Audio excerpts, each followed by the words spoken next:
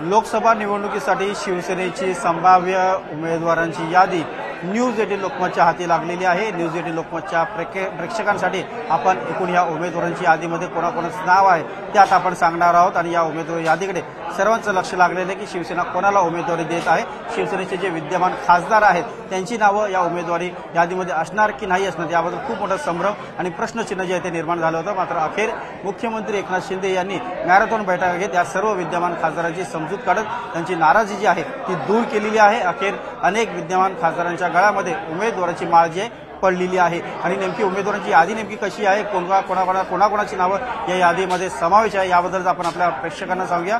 News 18 लोकमतच्या हाती ही exclusive यादी जी आहे ती मिळालेली आहे। त्यानुसार आपण सांगूया शिवसेनेच्या विद्यमान खासदारांना खूप मोठा दिलासा मिळालेला आहे आणि थोड्याच वेळात शिवसेनेचे जे मुख्य नेते आणि मुख्यमंत्री एकनाथ शिंदे या यादीची घोषणा करणार आहेत। सर्वात आधी ज्या उमेदवारांची यादी आज प्रसिद्ध केली जाणार आहे, एकूण 11 उमेदवारांची यादी आज प्रसिद्ध केली जाणार आहे।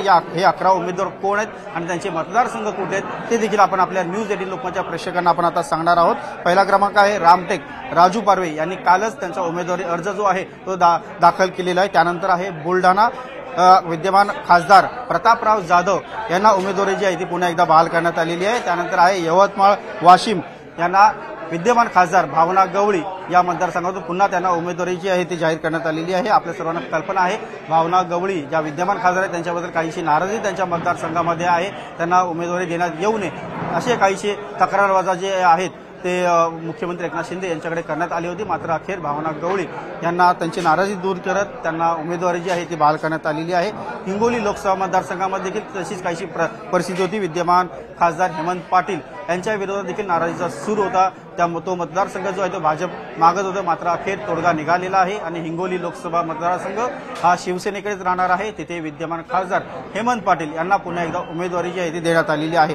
त्यानंतर आहे कोल्हापूर लोकसभा मतदारसंघ हा शिवसेनेचा पारंपरिक लोकसभा मतदारसंघ आहे। तिथे विद्यमान जे खासदार संजय मंडलिक यांच्याबद्दल देखील प्रचंड नाराजी होती, त्यांना उमेदवारी देण्यात येऊ नये, तिथे उमेदवार बदलावा जेणेकरून आपला विजय होईल, महायुतीचा उमेदवार तिथे विजयी होईल असं सांगण्यात येत होतं। मात्र अखेर संजय मंडलिक यांनी काही आपले जे जवळचे सहकारी आहेत त्यांच्या मार्फत आणि महायुतीचे इतर सहकारी नेत्या आणि मंत्र्यांच्या मार्फत मोठ्या प्रमाणात त्यांनी एक प्रकारे आपण म्हणू शकतो लॉबिंग केलं आणि अखेर त्यांना उमेदवार जे आहे ते त्यांना घोषित करण्यात येणार आहे। त्यांना उमेदवारीची माळ त्यांच्या गळ्यात पडणार आहे। विद्यमान खासदारांना पुन्हा एकदा उमेदवारी देण्यासंदर्भात शिक्कामोर्तब झालेला आहे। त्यानंतर हातकणंगले विद्यमान खासदार धैर्यशील माने आहेत, त्यांचा परफॉर्मन्स देखील चांगला असल्यामुळे त्यांना पुन्हा एकदा उमेदवारी जी आहे ती देण्यात आल्याचं सांगण्यात येत आहे। त्यानंतर आहे नाशिक लोकसभा मतदारसंघामध्ये प्रचंड तिढा जो आहे तो निर्माण झाला होता। तिथे मागणी जी आहे भाजपकडून देखील केली जात होती, राष्ट्रवादी काँग्रेसकडून देखील केली जात होती। आपल्या सर्वांनाच कल्पना आहे राष्ट्रवादी काँग्रेस अजित पवार गटाचे जे नेते आहेत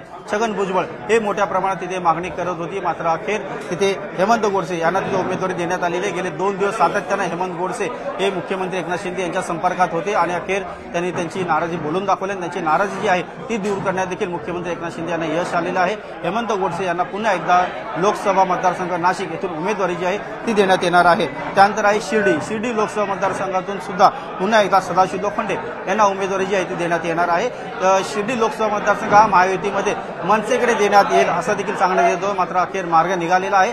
सदाशिव लोखंडे यांना खूप मोठा दिलासा मिळालेला आहे। सदाशिव लोखंडे यांना शिवसेना लोकसभा या शिवसेनेने शिर्डी लोकसभा मतदारसंघातून उमेदवारी जी आहे अखेर दिलेली आहे। त्यानंतर आहे दक्षिण मध्य मुंबई लोकसभा मतदारसंघ या लोकसभा मतदारसंघातून राहुल शेवाळे हे विद्यमान खासदार आहेत आणि ते शिवसेनेचे लोकसभा गटनेते देखील आहे। शिवसेनेचा सर्वात सुरक्षित मतदारसंघ समजला जातो, त्यामुळे तिथे पुन्हा एकदा राहुल शेवाळे यांची उमेदवारी जी आहे ती निश्चित करण्यात आलेली आहे। त्यांना उमेदवार म्हणून काही वेळेस आता घोषित करण्यात येईल। त्यानंतर आहे कल्याण डोंबिवली मतदारसंघ, कल्याण डोंबिवली लोकसभा मतदारसंघ देखील शिवसेनेचा बालेकिल्ला समजला जातो आणि तिथे देखील शिवसेनेचे विद्यमान खासदार डॉक्टर श्रीकांत शिंदे यांना उमेदवारी जी आहे ती पुन्हा एकदा देण्यात आलेली आहे। त्यानंतर सगळ्यात महत्त्वाचं म्हणजे पुढील जे आपण 4 ते 5 लोकसभा मतदारसंघ सांगतो न्यूज 18 लोकमतच्या हाती ही संपूर्ण यादी जी आहे ती लागलेली आहे। काल रात्रभर म्हणजेच पहाटे 6 वाजेपर्यंत मुख्यमंत्री एकनाथ शिंदे आपल्या सर्व खासदारांसोबत आणि प्रमुख नेत्यांसोबत या संदर्भात चर्चा करत होते आणि अखेर त्यांनी काही नावांवरती शिक्कामोर्तब केलेलं आहे। त्यामुळे काही विद्यमान खासदारांना जो खूप मोठा दिलासा मिळालेला आहे।